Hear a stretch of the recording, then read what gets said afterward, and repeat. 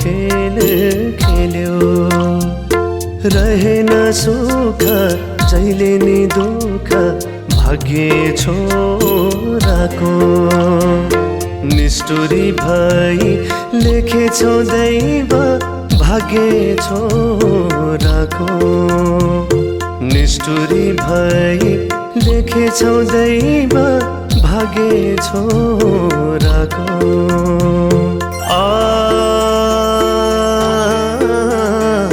भाग्य छोराको आमाको माया बुझ्नै सकिन यही खेद रह्यो आफन्त के हो चिन्नै सकिन जिन्दगी एक्लो भयो निष्ठुरी भई लेखेछौ दैव भाग्य छोराको निष्ठुरी भई लेखेछौ दैव भाग्य छोराको भाग्य छोराको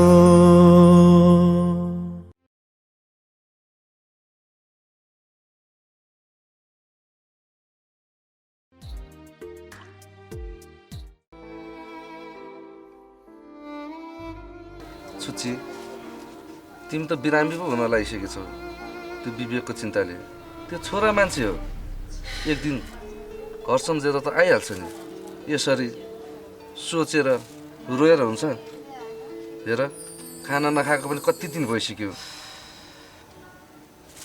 लौ फालफुल ल्याएको छु खाऊ रमेश तपाईँलाई के थाहा आमाको माया तपाईँ आमा भएको भए पो थाहा हुन्थ्यो आमाको पीडा कस्तो हुन्छ भनेर तपाईँ त बाउ नै त पर्यो म चाहिँ हिँडे दाइको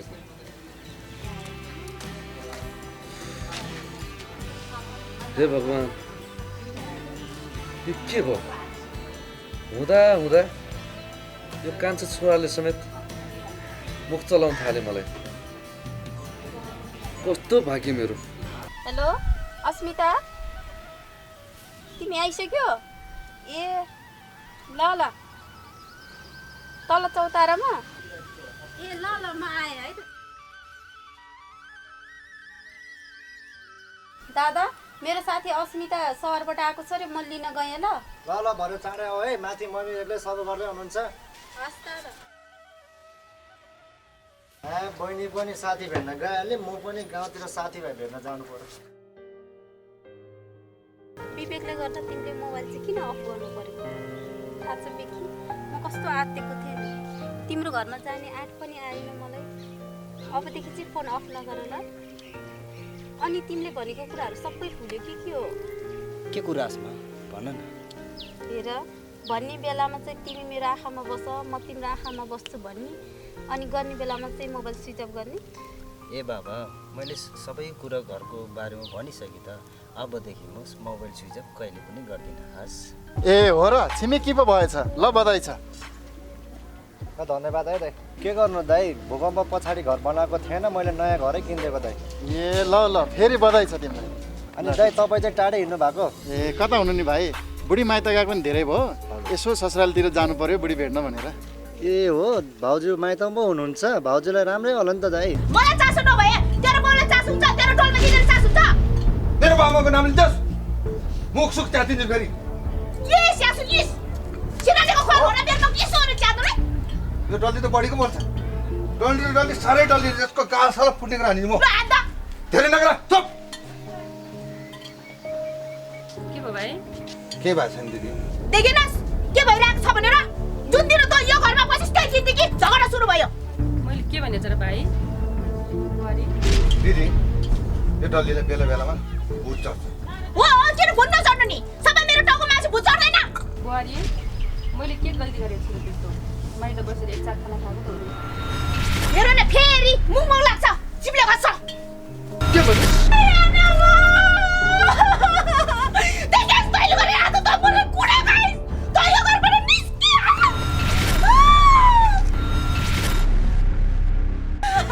डोलमा उठ सञ्जय भाइ यो सब के हो बुवा आमा नभएपछि माइतीले गर्ने व्यवहार यही हो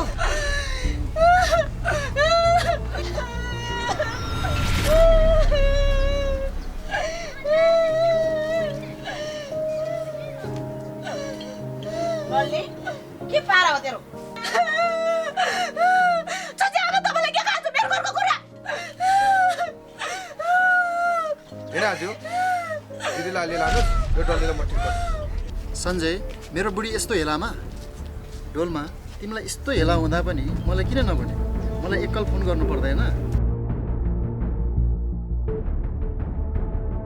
डोलमा हो चिन्ता नगर। यो डल्लीकोमा नआए पनि माइती सम्झेर मेरोमा त कहिलेकाहीँ आऊ है।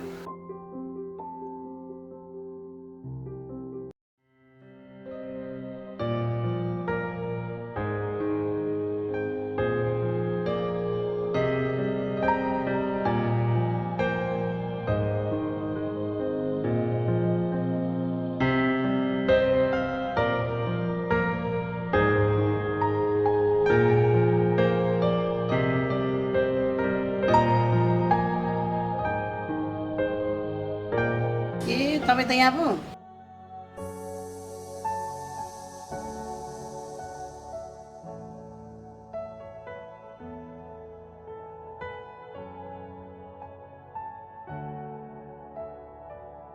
सुची के भयो? डोलमालाई भेटौ त? भेटेँ। के भन्यो त गुरुबाले? विवेक आउँछ रे? रमेश, गुरुबाकोमा त जानै पाएन। किन नि डोलमा जानु मानिन र? कुरा त्यस्तो होइन रमेश।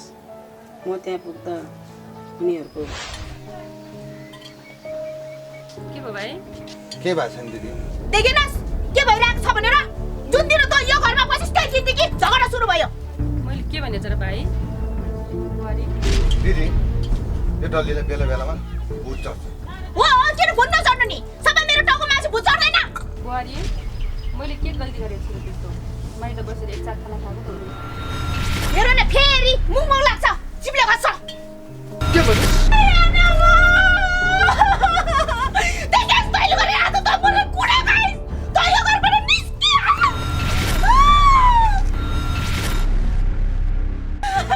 डोलमा उठ। सञ्जय भाइ, यो सब के हो? बुवा आमा नभएपछि माइतीले गर्ने व्यवहार यही हो?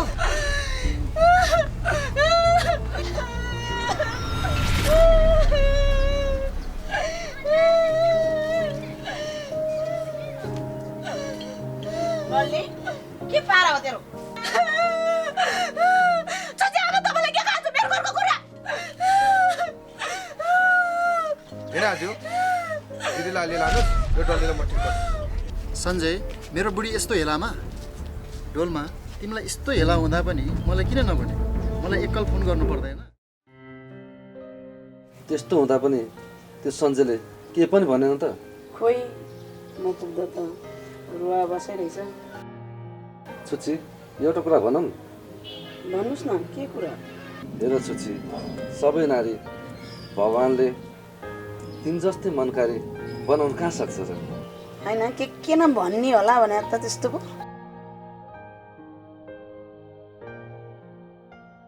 मम्मी के कुरो हुँदैछ?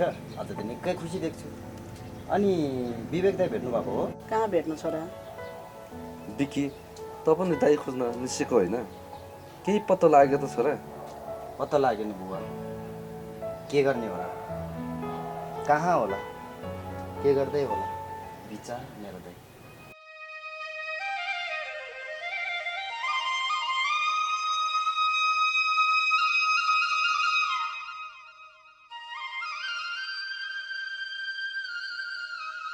नमस्ते दाइ। नमस्ते है भाइ। नमस्ते भाउजू। अनि दाइ भाउजू त लिएर आउनु भएछ त?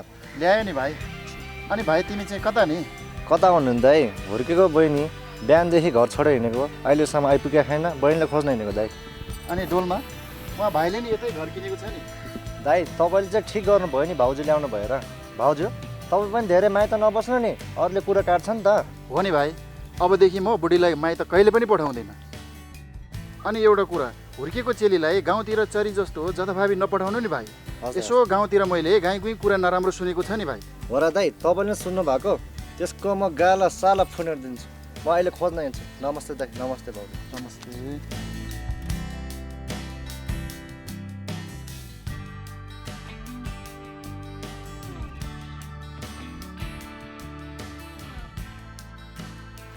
भएको एउटा बहिनीले पनि इज्जतै ख्याल्ने भयो। गाउँतिर सारा हल्ला चलिसक्यो, त्यसको मैले भेटौँ न।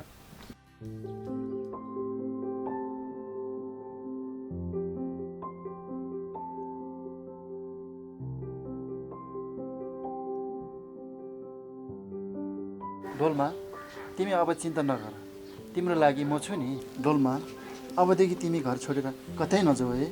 लाग्पाको बुवा, बच्चाहरू पनि बाहिर छ, बच्चाहरूको लागि राम्रो होस् भनेर माइत बसेर हो नि। लामो गुरुको कुरा सुन्यो, माइती बस्यो, अहिले यस्तो भयो, के गर्ने। डोल्मा, 21औं शताब्दीमा आएर पनि लामा, झाँक्री, ज्योतिषीको विश्वास गरेर हुन्छ? यो सब झुट हो। तिमी अबदेखि कहिले पनि माइत नजाऊ है। लाग्पाको बुवा, गुरुबाले जे भन्यो त्यही भयो आखिरी। होइन, गुरुबाले त्यस्तो के भन्नुभएको थियो? गुरुबाले भन्नुभएको छ तिम्रो ग्राह दशा छ, जतिखेर जे पनि हुनसक्छ भनेर भन्नुभएको छ। हे नचाहिने कुरा, म तिमीलाई कति सम्झाउँ यो कुरा? के नचाहिने कुरा नि, गुरुले भने जस्तै भयो आखिर मेरो जीवनमा। भयो बा भयो, तिमीले जित्यो, मैले हारेँ। अब तिमीले चिन्ता नलिऊ है। सुन्नुहोस् न, मेरो जीवन भाइले छोडेर गएदेखि मलाई बुहारीले कस्तो हालत बनायो। अब म माइत भनेर कहाँ जाने हो र बुढो?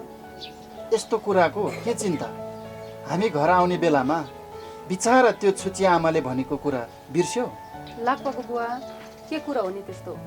लौ लाटी, छुची आमाले माइती सम्झेर बेला बेलामा आउँदै गर्नु भनेको बिर्स्यौ? हुन त हो नि बुढो, आफ्नो आफन्तले त्यस्तो व्यवहार गरेपछि के गर्नु त? ल जाउँ भित्र।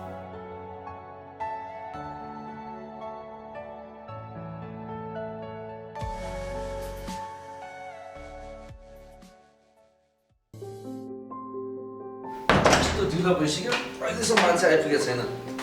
हतार हतार कता नि?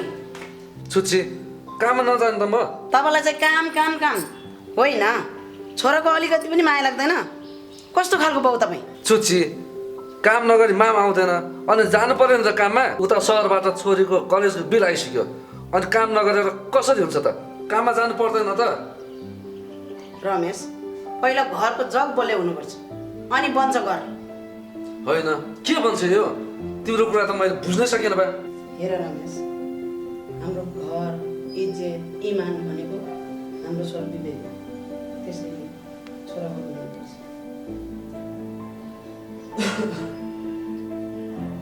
तिमीले ठिक भन्यो। छोराको नाम पहिला ब्यागमा भित्र राखेर है।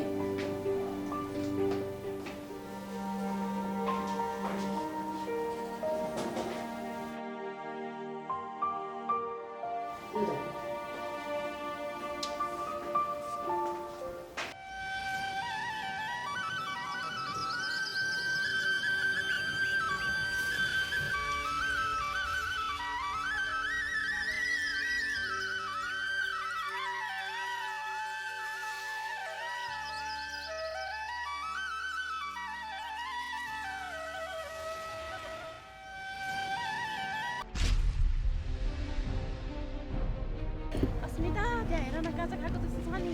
हो नि, सानदानी नै रहेछ नि त्यहाँ।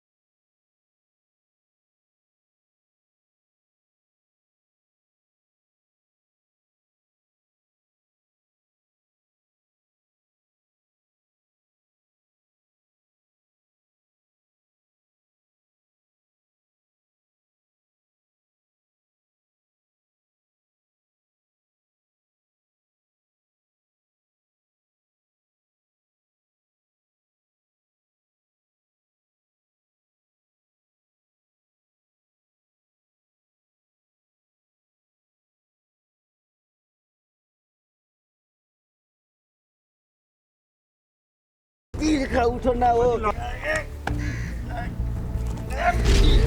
धेरै लड्दै यार, कति लड्छ है? थोरै खाँदैन, धेरै खान्छ। के गर्ने यार, टेन्सन छ मलाई यार। है रमविलास, घरमा नगएको पनि 1 महिना भइसक्यो। दिउँसो धेरै खाँदो रहेछ मान्छे अलिकति खाएको के हो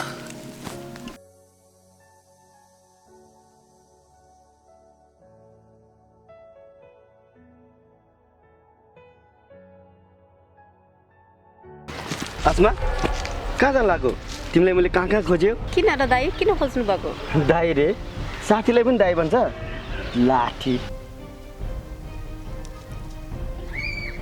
साँच्ची तपाईँले पढ्न चाहिँ किन छोड्नु भएको लाठी पढेर हात्ती ठुलो हुन्छ र नपढेर कमीलाई सानो भएको र आसमा सुन्न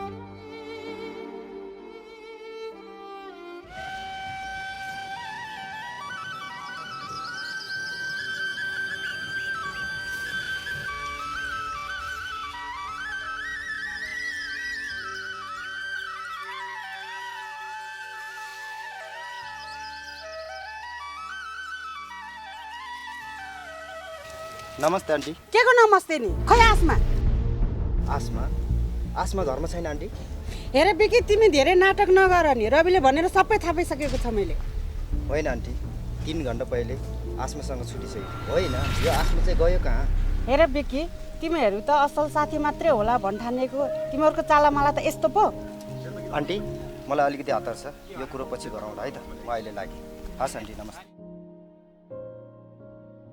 गल्ती भएपछि यसरी भाग्छ होइन आसमा चाहिँ गयो कहाँ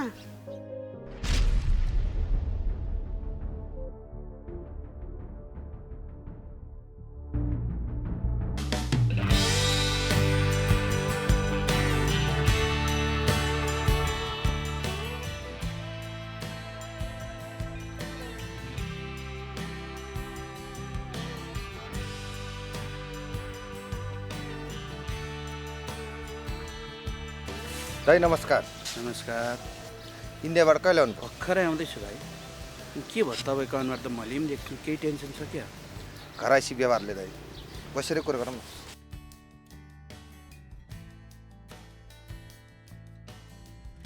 भाइ म पनि तिम्रो दाइ जस्तै हुँ के समस्या छ भन न खै दाइ के भन्नु र आफन्तले नै साथ नदेऊ यस्तै हो दाइ होइन कसले के गर्यो के भयो भन त भाइ मैले केही सहयोग गर्न पो सक्छु कि दाइ मेरो कहानी सुन्नुहुन्छ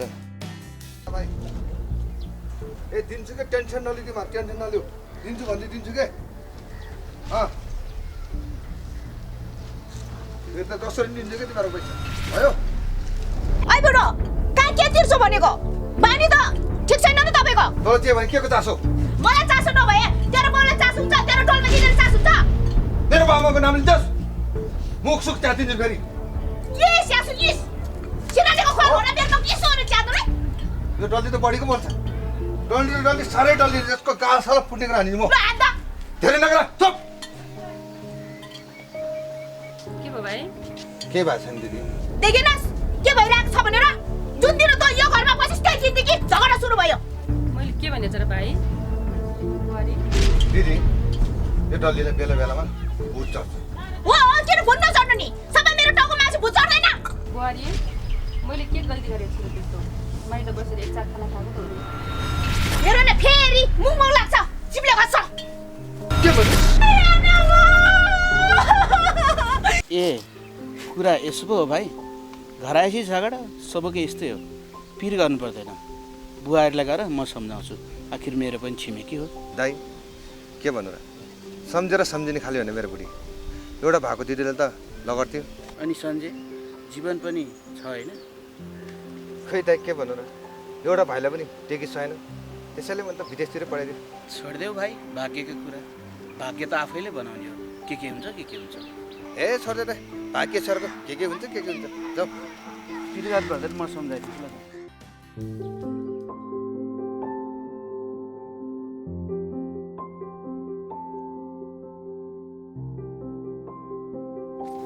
त यही हो बुढी मेरो बुढी घर छोडेर गएको त फेरि मुनि नआएछ बल्ल बल्ल दिदीलाई लहारेको थियो फेरि को लिएर आएछ देख्नु भयो दाइ मेरो बुढी सम्झाएर सम्झिने खाले होइन के रे सम्झाएर सम्झिने खालको मान्छे ल्याउ न देख्नु भयो दाइ हेर बुहारी यसरी झगडा गरेर हुँदैन जोरी शत्रुले नराम्रो भन्छ छिमेकीहरूले नराम्रो भन्छ यसरी सधैँ झगडा गरेर राम्रो हुँदैन यसरी झगडा नगर हेर बुहारी श्रीमान श्रीमती भनेको एक रथको दुई पाङ्ग्रा हो एउटा पाङ्ग्रा रहेन भने कहिल्यै रथ टुट्दैन त्यस्तै लोग्ने स्वास्नी मिल्यो भने सधैँ घर बलियो हुन्छ नभए राम्रो हुँदैन बुहारी म त छिमेकी भएर सम्झाएको मात्र हुँ हेर्नुहोस् दाइ तपाईँले बिहे गर्नु भएको छ बिहे गरेको भए पो थाहा हुने पहिला बिहे गरेर देखाउनुहोस् अनि त्यसपछि घर व्यापार कसरी चलाउनुपर्छ के गर्नुपर्छ भन्ने कुरा तपाईँले बुझ्नुहुन्छ हो रहेछ भाइ तिम्रो बुढी सम्झाएर सम्झिने खालको चाहिँ होइन रहेछ धन्न यतिका वर्ष सहेर बसेको रहेछौ म भएको भए एकछिन पनि टिक्न सक्दिन्थेँ म गएँ यस्तोसँग बसिरहनु त भएको इज्जत पनि जान्छ ल बस तँ एक्लै तेरो चाहिँ के इज्जत छ नि इज्जत भएको मान्छे भए पो त जाँदैमा के फरक पर्दैन म एक्लै पनि बस्छु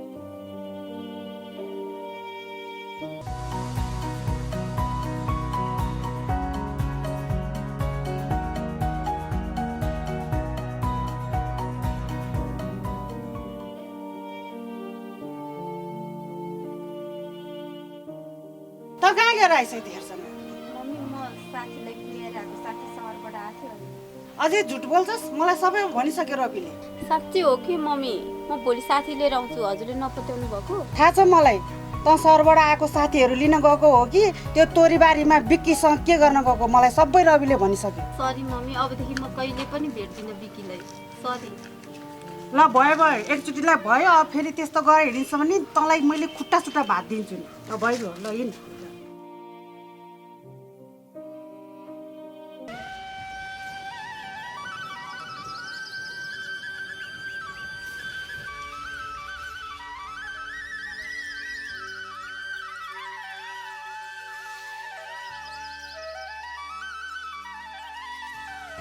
आसमा हजुर हामी धेरै पढेर ठुलो मान्छे बन्नुपर्छ है हुन्छ भिकी तर तिमी बोर्डिङ स्कुल पढ्छौ र म सरकारी स्कुल पढ्छु आमाले पनि किचकिच गर्नुहुन्छ आमा बुबा भनेको तिमी जस्तो भयो पो यता हेर न आसमा तिम्रो आँखा त कति राम्रो तिम्रो आँखाभित्र त म पो रहेछु भाइ खो होला त्यसो भए तिम्रो आँखामा चाहिँ म होला खै हेर्नु त हो त भाइ तिम्रो आँखामा पनि मै त रहेछु नि आसमा अब हामी उति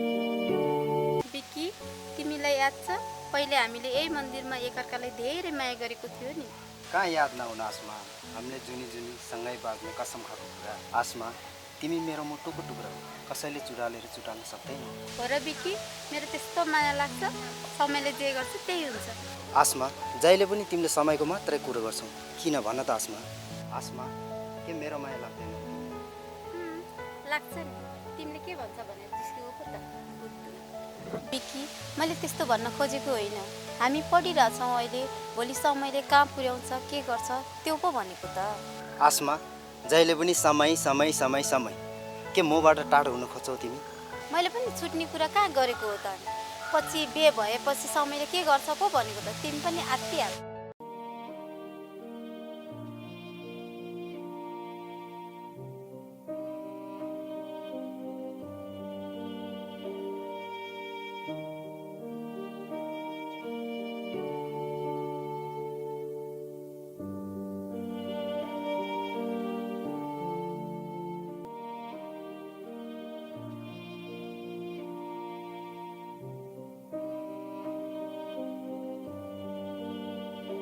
भाग्य छोराको